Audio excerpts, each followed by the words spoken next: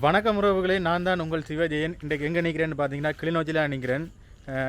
நிறைய பேர் வந்து நாங்கள் இருக்கிற வீடை காட்ட சொல்லி நிறைய வீடியோவில் கேட்டுருந்தீங்க. அது மட்டும் இல்லாமல் என் ஃப்ரெண்ட்ஸ் வந்து நிறைய பேர் நேரடியாகவே என்கிட்ட கேட்டுருந்தீங்க, கிளிநொச்சியில் இருக்கிறா நீ இருக்கிற வீடு ஒருக்கா சுற்றி காட்டுன்னு சொல்லி.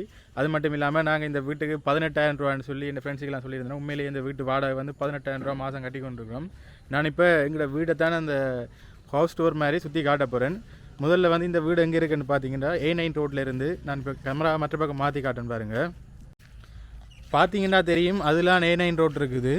A9 ரோட்டில் இருந்து கிட்டத்தட்ட ஒரு 70-80 மீட்டர் தூரத்தில் இந்தியாவில் பக்கம் இந்த வீடு இருக்குது. இதுதான் நான் எங்களோட வீட்டு கேட். இந்தியாவில் பார்த்தீங்கன்னா ரயில் ரோட் இருக்குது. கிட்டத்தட்ட அதுவும் ஒரு 70-80 மீட்டர் தூரத்தில் இந்த ரயில் ரோட்டும் இருக்குது. இதுதான் நாங்கள் இருக்கிற வீடு. இது நாங்கள் இருக்கிற வீட்டில் முன் வாசல் கேட். அதாவது பாருங்கள், இந்த வீட்டுக்கு வந்து தகரத்தில் தான் வேலி அடிச்சிருக்காங்க. அங்கே பின்னால் வேலியும் ஒழுங்காக இல்லை. சரி, இந்தியாவில் பார்த்தீங்கன்னா விளாமரம் ஒன்று இருக்குது பாருங்கள். நிறைய காய்ச்சி இருந்தது, இப்போ கொட்டுப்பட்டு இப்போ கொஞ்சம் காய் தான் மரத்தில் இருக்குது பாருங்கள். இதில் ஒரு காய் இருக்குது. சரி, நான் வந்து இப்போ வீட்டுக்குள்ளே போய் காட்டுறேன் எப்படி இருக்குதுன்னு பாருங்கள். வாங்க, நாங்கள் இப்போ உள்ளுக்குள்ளே போய் பார்ப்போம் எப்படி இருக்குதுன்ட்டு. என்ன விஷயம்டா, மழை பெய்தது. இன்றைக்கு காலையிலேருந்து ஃபுல்லாக மழை பெய்தபடியாக தண்ணி நிற்கிது பாருங்கள். வளவு வந்து இது வந்து கொஞ்சம் குப்பையாக தான் இருக்குது. ஏனென்றா நாங்கள் ஒரு 7 பேர் தான் இருக்கிறோம். 7 பேர் இருக்கிறதால வந்து 7 பேரும் பொடியில் தான் இருக்கிறோம்.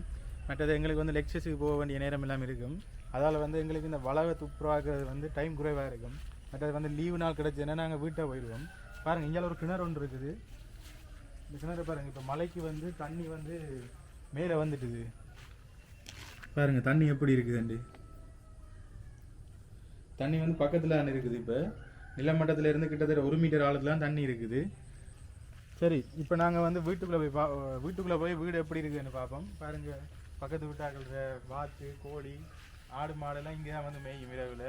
அந்த ஆடு மாடுகளை பார்த்து கூட நாங்கள் பயந்த நாளில் தான் இருக்குது. இரட்டில் வந்து இந்தியாவில் பார்த்து வெளியில் வந்து பார்த்தோம்னா மாடு மேய்ஞ்சிட்டு இருக்கும். நாங்கள் அதை பார்த்து நான் பயப்படலை, எங்கள் ரூமில் இருக்கிறாங்க நிறைய பேர் பயப்பட்டுருக்காங்க. சரி, எங்களோட ரூமுக்கு போகிற முன்னோக்கி இருக்கிற அந்த இடம் தான் இது. பாருங்கள், கொஞ்சம் குப்பையாக தான் இருக்கும் வீடு. ஏனென்றால் இங்கே வந்து இருக்கிற எல்லாருமே பாய்ஸ் தான் இருக்கிறோம். அதில் வந்து வீடு அப்படி தான் இருக்கும்.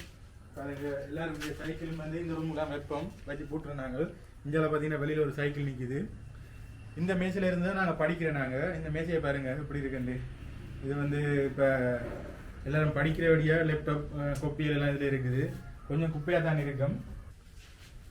பாருங்கள், இந்த ரூமுக்குள்ளே நாங்கள் சைக்கிள் விடுறோம். நாங்கள் இரவில் மற்ற உடுப்புகள் எல்லாம் காய போடுறோம் நாங்கள்.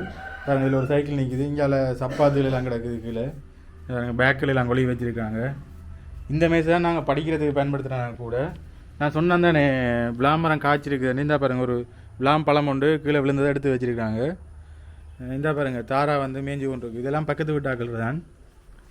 இங்காலையும் கொஞ்சம் பெரிய சப்பாத்துகள் சாண்டில்ஸ்கள் எல்லாம் இருக்குது. அவளோட சைக்கிள் நிற்கிது. சரி, இப்போ நாங்கள் வீட்டுக்குள்ளே போகிறோம். இந்த வீடு வந்து பார்த்தீங்கன்னா ரெட் க்ராஸ் நிறுவனத்தால் தான் அமைச்சு கொடுத்துருக்காங்க. இதான் அந்த மாவள் ஒன்று பதிச்சிருக்காங்க அந்த நிறுவனத்தால் கொடுத்தபடியாக.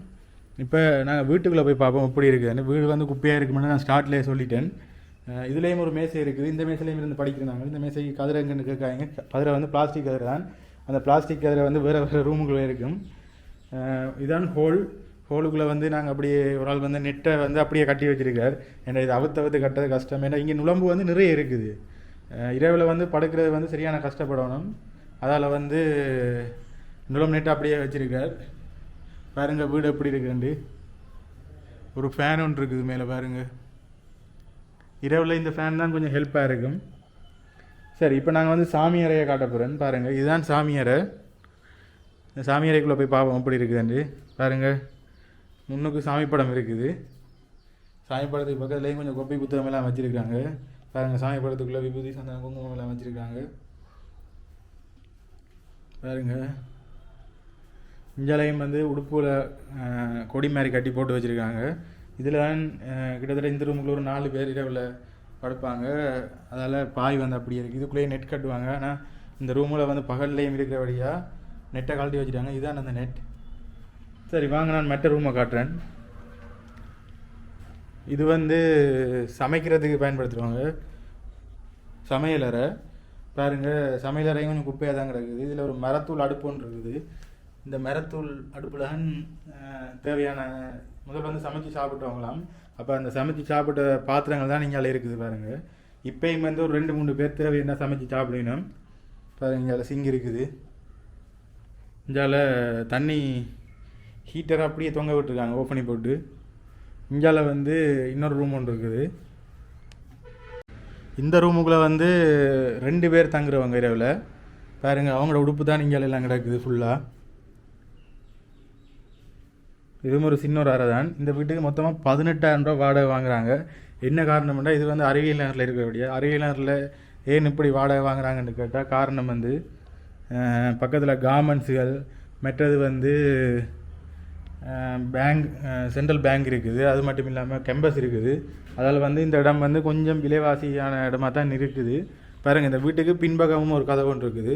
சரி, நான் இப்போ இந்த வீட்டுக்கு வெளிப்பக்கம் சுற்றி காட்டுறேன். பாருங்கள் எப்படி இருக்குதுன்ட்டு. வெறும் ஒரு ஆள் தனங்கிற வீட்டில் இருக்கிற ஒரு ஆள் பாருங்கள், துசாந்தன். இவரை நேற்று ஒரு வீடியோவில் பார்த்துருப்பீங்க.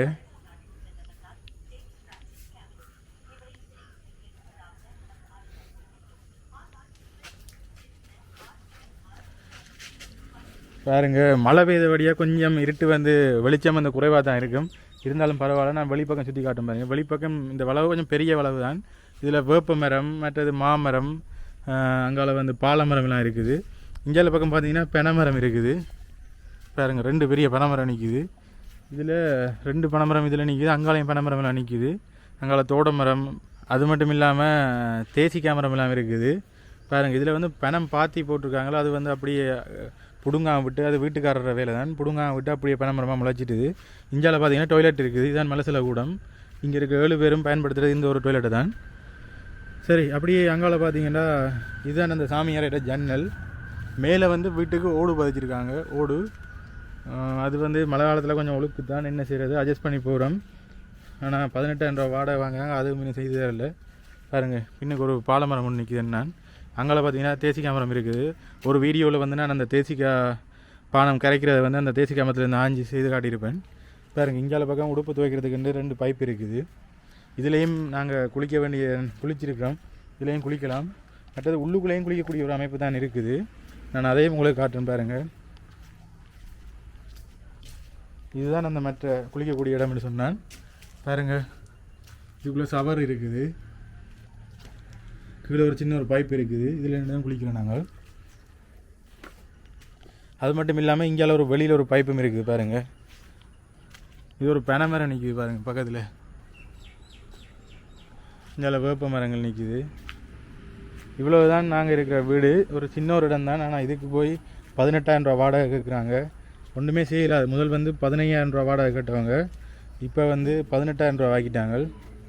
ஒன்றுமே செய்யலாத நிலைமையில் வேறு வீடு மாற இல்லாமல் இந்த 18,000 ரூபாவை 7 பேரும் சேர்ந்து பிரித்து கொடுத்து கொண்டு தான் இருக்கிறோம். பாருங்கள் மேலே வந்து இந்த கிணத்துல இருக்கிற தண்ணியை தான் டேங்குக்கு ஏற்றி இந்த தண்ணியை தான் நாங்கள் பயன்படுத்துகிறோம். நாங்கள் வேறு பைப் லைன் என்று ஒன்றும் இல்லை. மற்ற கரண்ட் காசு வந்து நாங்கள் தான் கட்டணும். கரண்ட் காசும் வீட்டு வாடகையும் தான் எங்களால் கையால் போகுது. அடுத்தது நம்ம இங்கே நிற்கிறதுக்குரிய சாப்பாடு செலவாகும். அவ்வளோதான் இங்கே இருக்கிறதுக்குரிய செலவு. நான் வந்து இந்த வீடியோவில் ஃபுல்லாக உங்களுக்கு சுற்றி காட்டியிருப்பேன். வீட்டுக்குள்ளே எப்படி இருக்கிறோம், இந்த வீட்டுக்கு எவ்வளோ வாடகை, இந்த மாதிரி விஷயங்கள், இந்த சூழலை பற்றி எல்லாம் சகல விஷயம் சொல்லியிருப்பேன். இந்த வீடியோ உங்களுக்கு கட்டாயம் பிடிச்சிருக்குன்னு நினைக்கிறேன். இந்த வீடியோ உங்களுக்கு பிடிச்சிருந்தா மறக்காமல் லைக் பண்ணுங்கள், கமெண்ட் பண்ணுங்கள், ஷேர் பண்ணுங்கள். அது மட்டும் இல்லாமல் சப்ஸ்கிரைப் பண்ணுங்கள். சப்ஸ்கிரைப் பண்ணி போட்டு பக்கத்தில் இருக்க பெல் ஐக்கனை கிளிக் பண்ணுங்கள். அப்போ தான் எனக்கு தொடர்ந்து வீடியோ போகிறதுக்கு ஒரு மோட்டிவேஷனாக இருக்கும். சரி, நான் இதோட நிறைய செய்கிறேன். நன்றி, வணக்கம், பாய்.